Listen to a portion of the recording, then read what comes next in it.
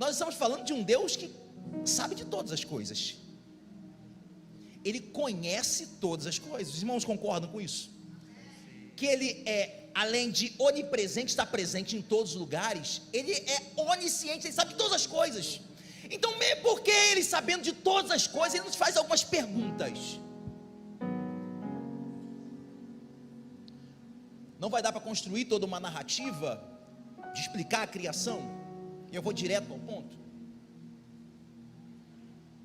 Deus, ele faz perguntas, não é porque ele precisa saber de você algo, porque ele sabe, mas toda pergunta de Deus direcionada a nós, é porque existe um propósito por trás disso.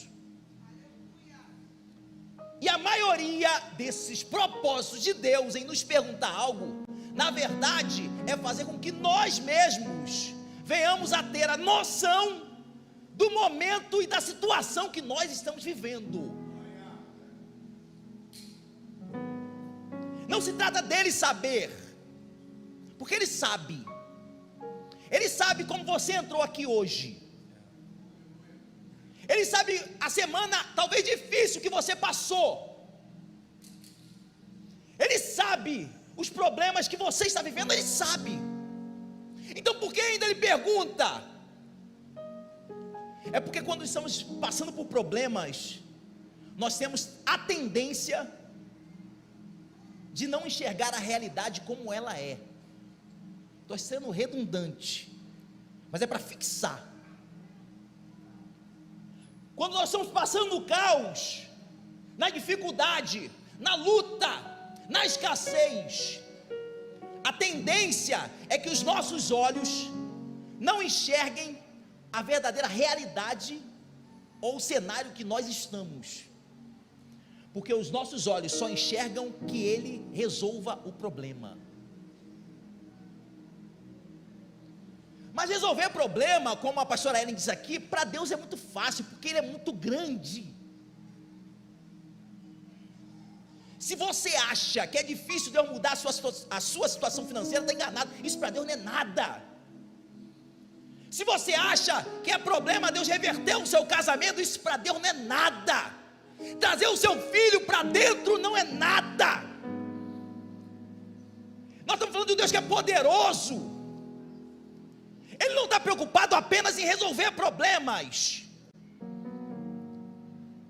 Ele quer fortalecer a tua estrutura para que você vença os problemas. Amando xere calabarahas. Então é por isso que ele faz algumas perguntas, só que no momento que nós estamos vivendo, para a gente parece até uma afronta. Mas a vontade dele não é te afrontar. O desejo dele, na verdade, é te aprumar, te endireitar. É fazer você olhar para ele, não como um resolvedor de problemas, não como um gênio da lâmpada mágica, que você só esfrega para acessá-lo, para resolver. Não, não é por isso.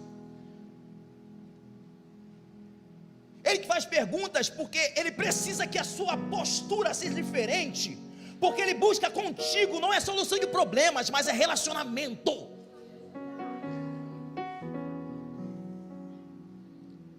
Nós precisamos lembrar o cenário que está acontecendo. Não vai dar para entrar fundo no texto, mas nós precisamos lembrar. Nós estamos falando aqui de Adão e Eva. Nós vamos em Gênesis capítulo 3, é a queda humana. Depois de Deus criar tudo de forma perfeita, toda a criação de Deus foi perfeita. A cada coisa que ele criava, a cada dia ele parava, olhava e dizia que era bom. Foi assim no dia 1º, 2º, 3º, 4º. Ele faz o homem e diz que é muito bom. Quando ele fez a cada um de nós, Adão representa a humanidade.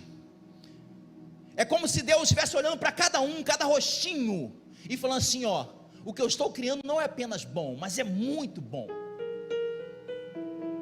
Talvez o que Deus está precisando criar hoje ainda está demorando na sua vida, mas entenda que Deus, ele é perfeito. Ele só não fez ainda, porque ele precisa criar toda uma estrutura para te dar aquilo que você precisa. Só você entender na criação, se Deus primeiro cria o homem, antes de criar a luz, o homem não conseguiria sobreviver. Se Deus primeiro cria o homem e não cria as vegetações, os animais, o homem não conseguiria sobreviver. É por isso que ele deixa o homem para o final, porque tudo que Deus faz é perfeito. Eu preciso repetir isso, porque tem pessoas que estão esperando em Deus e acham que Deus se atrasou, ou que não é vontade de Deus. Não é que não seja. A vontade de Deus é te ajudar, a vontade do Pai é estar contigo, a vontade do Pai é permitir que as coisas aconteçam, mas tem coisas que se Ele te dá agora, você não vai ter estrutura para viver.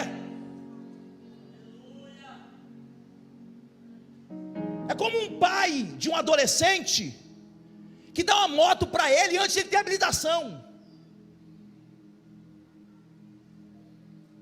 Aí quando sofre um acidente ou uma tragédia, quer reclamar. É entender que ainda não é o tempo.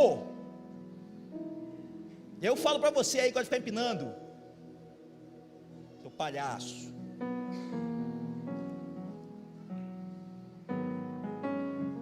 Porque não tem estrutura, não tem maturidade. Então tem algumas coisas que ainda não foram acessadas por você. Não é porque não foram liberadas, já foram liberadas na região celestial. O Pai já liberou, porque quando Deus promete, Ele já libera. Toda a palavra dele gera vida. Quando Deus fala assim, ó, haja, já aconteceu. Quando Deus te liberou alguma promessa para você, estou falando agora para você, quando Ele abriu a boca dele, já aconteceu, já está liberado no céu. Ele só não te permitiu acessar. Por quê? Porque ainda você não tem estrutura. Essa é a verdade. Então Ele precisa criar todo um cenário, todo um enredo para te estruturar para receber. E ainda que Ele nos estruture, tem momentos que nós não conseguimos sobreviver, quebramos a cara, erramos. Mas eu preciso que você entenda que Ele é um Criador, Ele é um Pai amoroso. Se você acha que você ama seus filhos, agora eu falo aos pais, o amor de Deus por você não se compara ao amor que você tem pelos seus filhos. Porque antes mesmo de você estar no ventre da sua mãe, Ele já te amava. Ele entregou seu filho antes da fundação do mundo, pelos meus e seus pecados. Então Ele cria agora o homem e a mulher, que é muito bom aos olhos dele. Estou falando de um Deus que é perfeito. O perfeito olhou para nós e falou assim, é muito bom. Eu estou falando da perfeição. A perfeição olhou para cada um de nós e falou assim, é muito bom. E depois de criar, Ele desce ao jardim, sempre na viração do dia. Ele desce na viração do dia, e todo dia Ele tinha prazer. Não era Adão que o invocava, era o pai que descia para buscar ter relacionamento com o filho. Não é sobre nós invocarmos, é sobre Ele buscar o relacionamento contigo.